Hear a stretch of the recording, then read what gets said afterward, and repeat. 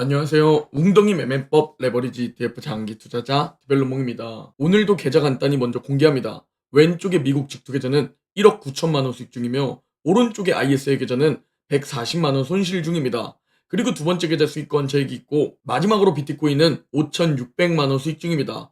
현재 기준 총 2억 9천만 원 수익 중입니다. 전 최고점 수익 4억 3천만 원 정도에서 현재 2억 9천만 원 수익으로 약 1억 4천만 원 정도 수익이 증발한 상황입니다. 존 템플턴은 이렇게 말했죠. 최적의 매수 타이밍은 시장의 피가 낭자할 때다. 설령 그것이 당신의 피일지라도. 오늘 영상에서는 왜 지금 이 웅덩이에서 최저점은 아닐지라도 웅주 분할 매수를 해야 하는지 그 부분에 대한 이야기를 공유드릴 것이고, 2018년 미중 무역 전쟁 때와 매우 유사하게 흘러가고 있는 지금 우리는 어디까지 하락을 각오해야 하고 대체 언제 다시 신고가를 경신하는지 그 부분에 대한 데이터를 공유드리겠습니다. 먼저 어제 미국 증시를 살펴보면 역시나 어제도 하락 마감했지만 그래도 좀 말아올리려는 움직임을 보여주었으며, 특히 나스닥은 꽤 많이 말아올렸죠. 맵을 살펴보면 꽤 흥미롭습니다. 빅테크와 반도체 섹터들만 반등을 시도했고 그 외 나머지 섹터들은 피바다였기 때문입니다. 이게 왜 대체 흥미롭냐? 제 어제 영상을 보신 분들은 아시겠지만 어제까지는 경기 방어주들이 선방을 해줬고 빅테크와 반도체가 계속 무너졌었기 때문입니다. 어제와 오늘 맵 상태를 비교해보면 완전히 다른 모습을 볼 수 있죠? 최근 2년 동안 너무 많이 올라주면서 올해 가장 안 좋은 성과를 보이고 있는 게 바로 우량주 빅테크입니다. 대부분 마이너스 10% 이상 하락한 상황이며 엔비디아와 브로드컴은 마이너스 25% 하락해 있고 테슬라는 무려 마이너스 42% 하락 중입니다. 물론 일시적일 수 있지만 빅테크와 반도체가 반등해 주었다는 것은 투자자들의 심리가 다시 바뀔 수 있다라는 긍정적인 신호로도 해석해 볼 수 있습니다. 그리고 빅테크가 반등 시도한 이 시점이 대체 언제냐? 네, S&P 500 200일 이평선 부근입니다. 중기적으로 매우 중요한 이평선이죠. 이 200일 이평선에서 현재 지지 테스트 중입니다. 그리고 나스닥도 마찬가지입니다. S&P 500은 200일 이평선까지 닿지 않았지만 나스닥은 200일 이평선을 터치했으며 어제 도지 캔들이 발생되며 반등 시도 중이라는 모습을 확인해 볼 수 있습니다. 지금 이 200일 이동평균선, 여기가 왜 중기적으로 매우 중요한 구간이냐면 강세장에선 이 200일 이평선은 웬만해선 깨지 않기 때문입니다. 물론 잠시 200일 이평선 밑으로 내려갈 때도 있지만 이번 2023년부터 시작된 AI 강세장에서는 단 한 번도 200일 이평선 밑으로 내려가지 않았으며 매우 중요한 지지선이었다는 것을 볼 수 있습니다. 그리고 우리는 저 노란색 동그라미 구간마다 어떤 행동들을 반복하고 있죠? 네, 우리는 웅주 분할 매수로 대응하고 있으며 더 떨어질 수 있다는 각오를 하면서도 저 구간들에서 웅주 분할 매수를 진행했습니다. 왜냐하면 확률적으로 바라봤을 때 매우 좋은 웅주 타이밍이기 때문입니다. 다만 여기를 뚫고 내려가면 꽤 큰 조정장이나 하락장이 찾아올 수도 있다. 이 각오를 해야 하는 구간이죠. 그러니 우리는 지금 이 부분을 매일매일 체크해야 합니다. 또한 이동평균선뿐만이 아닙니다. 나스닥 주봉 차트를 살펴봐도 2023년부터 시작된 상승 추세하단 지지선이 보이시나요? 주가는 오름과 내림을 반복하면서 결국 AI 강세장으로 우상향을 보여주었는데요.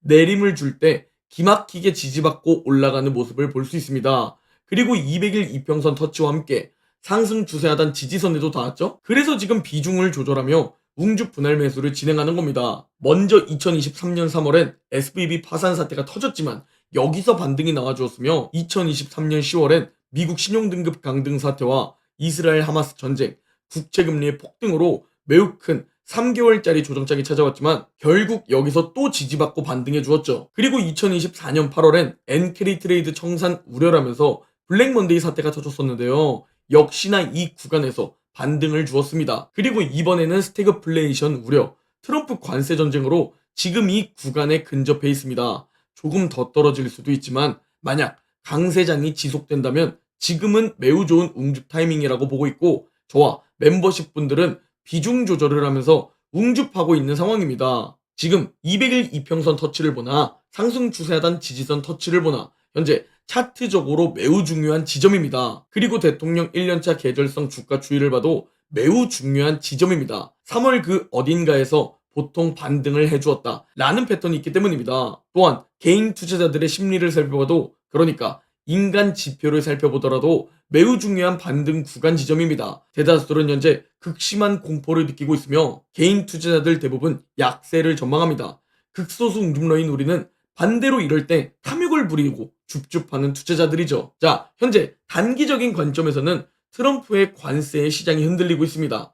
캐나다, 멕시코 관세를 시행했고 중국엔 10% 플러스 10%를 적용시켰죠. 그러니까 보복 관세 대응이 바로 나왔습니다. 멕시코는 미국 제품에 대해 똑같이 25% 보복 관세를 시행했으며 캐나다는 미국 제품 1,070억 달러 규모에 대해 최대 25% 관세 패키지를 부과한다고 합니다. 심지어 추가 조치도 준비 중이라고 하죠. 중국은 미국 농산물에 최대 15% 보복 관세를 부과하고 추가로 일부 미국 방산 기업들과의 무역 금지 명령을 내린 상황입니다. 이렇게 너무 고통스럽고 하락장의 초입인 것 같은 이 시기. 그런데 차트적으로 보나, 계절성 패턴으로 보나, 인간 지표로 보나 웅주패하는 게 대체 맞는 걸까 싶으시죠? 물론 최저점을 맞출 순 없고 하락장이 시작될 수도 있습니다. 그러나 그럼에도 불구하고 여기서 분할 매수를 해야 하는 이유가 뭐냐? 기막히게 지금 이 타이밍에 호재가 슬슬 나오려는 움직임이 있습니다. 미국의 상무장관 러트닉은 캐나다, 멕시코와 계속 협의 중이라며 곧 협상 접점을 찾을 수 있다. 내일이라도 협상할 수 있다. 라는 기대감을 불어넣어주는 발언을 해주었습니다. 그리고 기막히게 미국의 재무장관 베센트도 시장의 불확실성을 해소시켜주고 있습니다. 월스트리트는 잠시 제껴두고 메인스트리트에 집중하겠다. 라는 발언을 했는데요. 여기서 말하는 월스트리트는 금융시장이죠. 그리고 메인스트리트는 실물경제고요. 즉 주식시장은 잠깐 제껴두고 실물경제를 살리는 데 집중할 것이다. 라는 발언을 한 건데요. 이게 왜 불확실성을 해소시키는 거냐?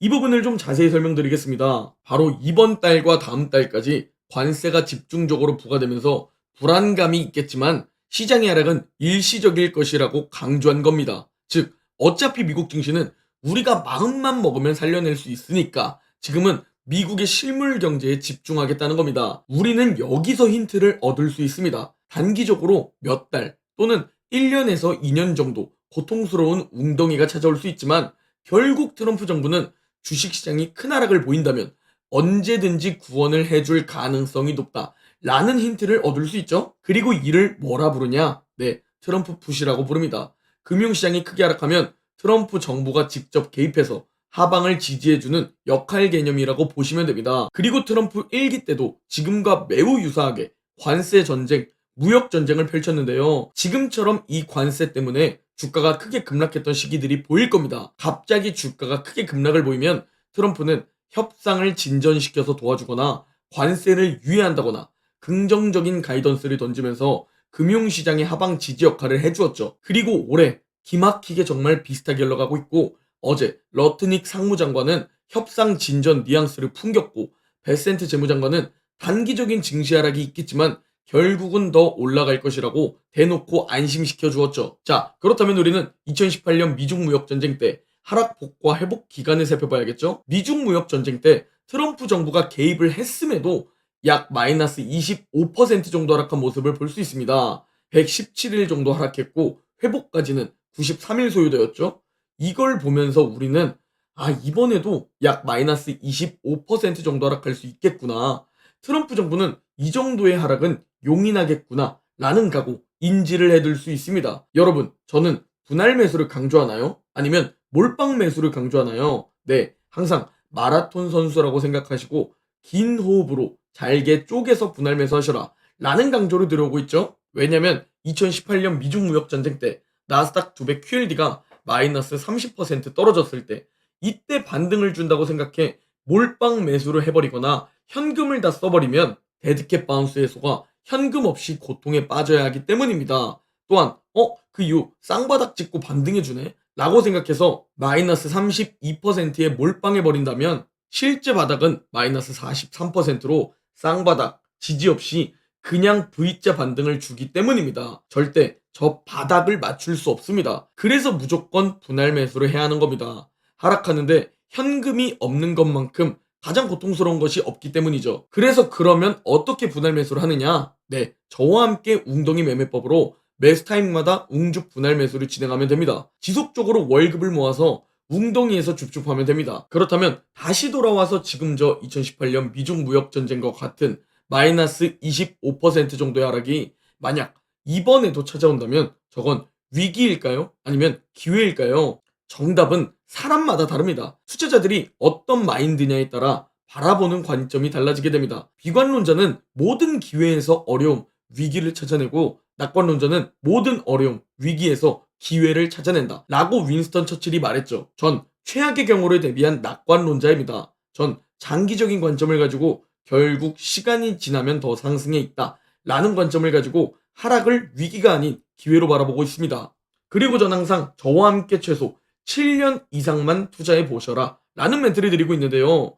2018년 미중 무역 전쟁 그 위기에 1억을 웅줍하셨다면, 그리고 7년 동안 장기 투자를 했다면 지금 2025년이겠죠?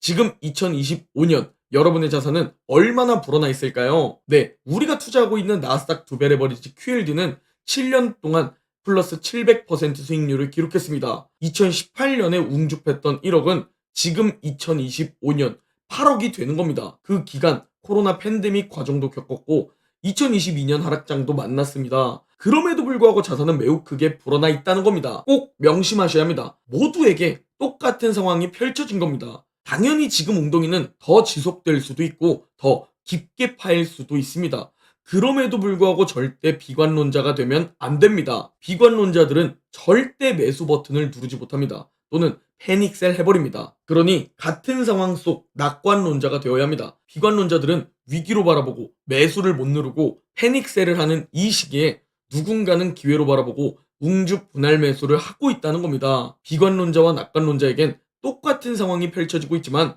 결국 그 둘은 다른 선택을 하게 됩니다. 그리고 7년 뒤 여러분은 2032년에 어떻게 되어 있을 것이라 생각하나요? 제가 7년 뒤 2032년에 30억 달성하지 못할 것이라 생각하나요? 전 7년 뒤 50억을 목표로 달려나가고 있습니다. 지금 이 웅덩이에서 여러분은 선택을 하셔야 합니다.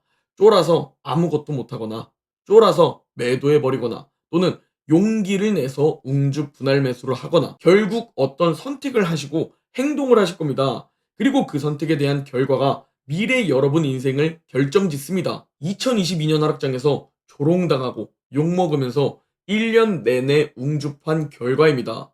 2022년 하락장에서 제 선택에 대한 결과가 지금의 저를 만든 겁니다. 만약 여러분이 저처럼 자산을 불리고 싶다면 고정 댓글 꼭 확인하시기 바랍니다. 하루에 메가 커피 한 잔 가격입니다. 제가 아침부터 밤까지 공부해서 엑기스 자료들만 공유드리고 제가 지금 어떻게 기회를 잡고 있는지 텔레그램에서 실시간으로 공유드리고 있습니다. 하루에 메가 커피 한 잔 가격 아끼셔서 저의 노동과 저의 시간, 지식을 레버리지 하세요. 레버리지 ETF 투자자라면 투자도 레버리지 하시고 시간도 레버리지 하시고 지식까지 레버리지 하시면 훨씬 더 빠르게 부자로 나아갈 수 있을 겁니다. 절대 아무 때나 적립식 매수하는 게 아닙니다.